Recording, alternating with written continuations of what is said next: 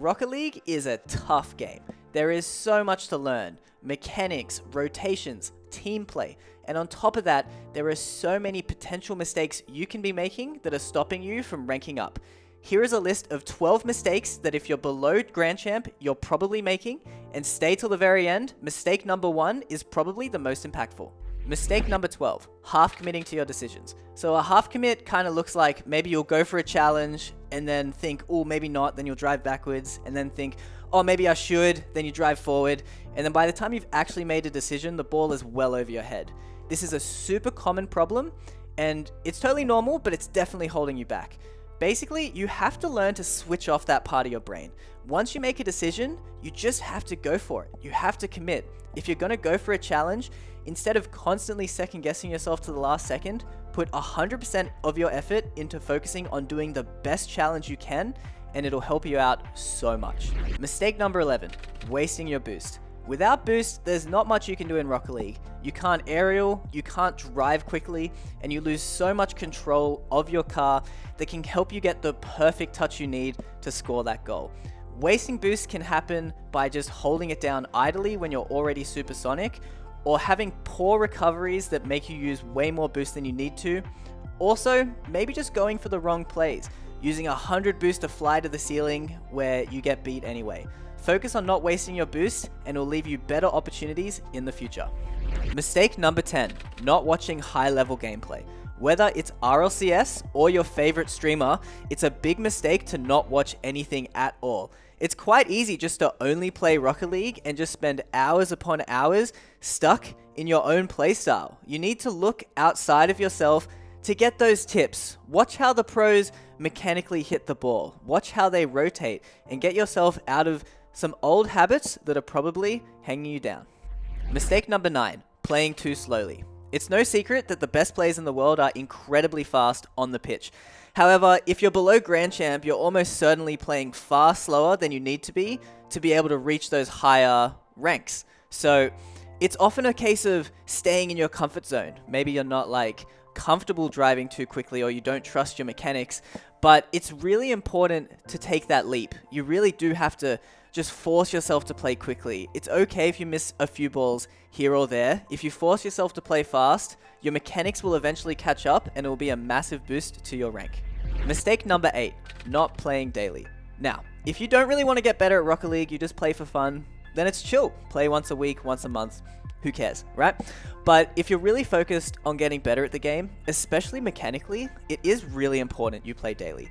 Obviously, you can miss a day here or there, but it's about building those neural pathways, that muscle memory. It's really important to just be practicing what you want to do day in and day out to really get that solidified. So even if it's just 30 minutes of training a day, that would honestly go a long way. Mistake number 7, focusing on low percentage mechanics. So a low percentage mechanic is something that's just not going to come up too much in a game. Let's say you're below Grand Champ, there's probably not going to be too many air dribble opportunities, probably not too many double touch opportunities, and if you're spending like 80 to 90% of your free play training on those mechanics, you can see why it's not really going to work out. It's really important to master your fundamentals. Make sure your recoveries are good. Make sure that your ground shots are really strong. And just basic passes and redirects are really good. If you focus on that instead of these low percentage mechanics, it'll really help you get to those higher ranks. Mistake number 6, overcommitting to passes. Now there's nothing more beautiful in Rocket League than that perfect team passing play, but especially if you're solo queuing, it can be really difficult to pull that off. Basically, a big problem people will have is they will overcommit for a pass. They'll just sit center, not doing anything. And then if your teammate gets dunked, it's pretty much a goal in your own net. Now, you don't want that. You can't trust that every single ball is going to go center. And you got to use your judgment. If there is the space, you can go middle and wait for that pass. But if there isn't, just hang back. It's okay to not always be there. And I said this was important with solo queuing, but even if you're in a team setting, same thing applies. Don't always be sitting middle, hoping for the pass, blindly trusting your teammate. Make sure you read the play and position appropriately. Mistake number 5, ignoring certain mechanics. Now we talked about how you don't want to focus too much on those low percentage mechanics, like maybe a double touch that you're just not really going to hit too much in game, right? But there's probably mechanics that you're just ignoring for whatever reason. Maybe you're like not too good at them, maybe you just find practicing them boring, but there's probably an area of your play that you're just not quite proficient at, and you probably, in hearing this, know what it is. In my case, I was quite weak at backboards, and I just really procrastinated training them. They were really difficult. It wasn't as fun practicing something that I wasn't good at, but once you put the time in, you will get better at it, and it will make you a better, more well-rounded player. Mistake number 4, blaming your teammates. Now, don't get me wrong. I know terrible teammates exist. I know you've probably lost plenty of games because they were just having a bad day and whiffing everything. I get it. But blaming them is just not helpful. Actually, it's detrimental to your growth as a player. If you're blaming your teammate for every goal that goes in or every missed opportunity, you're probably not looking inward and realizing what you could have done better. For example, maybe you did a pass and your teammate missed and you're like, wow, my teammate sucks, right? Well, maybe you could have just scored that yourself. Maybe the double touch opportunity was there. Maybe you just backboarded it when you could have taken a shot. If you stop blaming, you'll start to look more at yourself and what you could have done differently, and you'll notice a lot of room to improvement, and it'll help you grow as a player.